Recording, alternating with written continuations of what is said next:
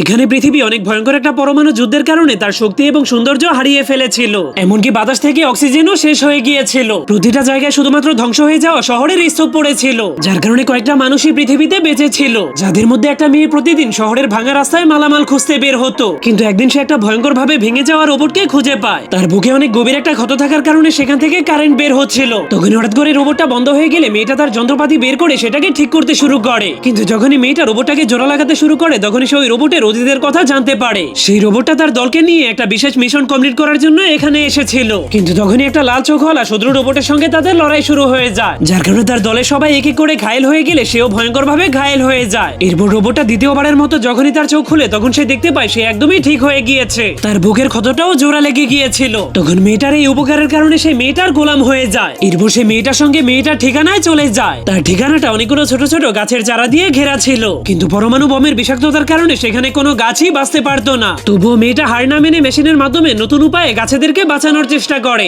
এজন্য মেয়েটার এত চেষ্টা দেখে রোবটটা সোজা দাঁড়িয়ে মেয়েটাকে সালাম করতে শুরু করে। তখন মেয়েটাও হাসি মুখে তাকেও সেইভাবে সালাম দেয়। এরপর মেয়েটা রোবটকে তার গাছের আসল মজুদ দেখানোর জন্য এই দরজাটা খোলার ইশারা করে। তখনই রোবটের বাহাত মেশিন গানে পরিণত হয়ে সেই দরজাটাকে গুলি করে উড়িয়ে দেয়, যা দেখে মেয়েটা অনেক ভয় পেয়ে তার সেই বিপজ্জনক হাতটাকে কেটে সেখানে একটা নরমাল হাত লাগিয়ে দেয়, যাতে করে সে আর কখনোই এমন করতে না পারে। এরপর থেকে সেই সৈনিক রোবটটা মেয়েটার সঙ্গে থাকতে থাকতে মেশিন চালানো শিখে যায়। জরুরি মালামাল সংগ্রহ করার পর সে মেয়েটাকে গাছ লাগাতেও সাহায্য করে। এভাবেই অনেক বছর কেটে গেলে রোবটটা এই কাজে একদমই দক্ষ হয়ে যায়। ধীরে ধীরে তাদের দুজনের মধ্যে অনেক গভীর একটা বন্ধুত্ব হয়ে যায়। কিন্তু তারা একদমই জানতো না যে সেই লাল চোখওয়ালা শত্রু রোবট তাদের ঠিকানা খুঁজে বের করে ফেলেছিল। একদিন মেয়েটা যখনই তার গাছের চারাগুলোর দেখাশোনা করছিল তখন সে দেখতে পায় তার একটা গাছের চারা জীবন্ত হয়ে গিয়েছে, যা দেখে সে অনেক খুশি হয়ে সেই গাছের চারাটাকে নিয়ে দৌড়াতে দৌড়াতে যখনই সেই রোবটটাকে দেখাতে আসে তখন সে দেখতে পায় তার বন্ধু রোবটকে সেই শত্রু রোবটটা আবারও আক্রমণ করে দিয়েছে, এমনকি তার একটা হাতকেও কেটে ফেলেছিল। তাই রোবটটা মেয়েটাকে জলদি করে সেখান থেকে পালিয়ে যেতে বলে, কিন্তু শত্রু রোবটটা তাকেও দেখে ফেলেছিল।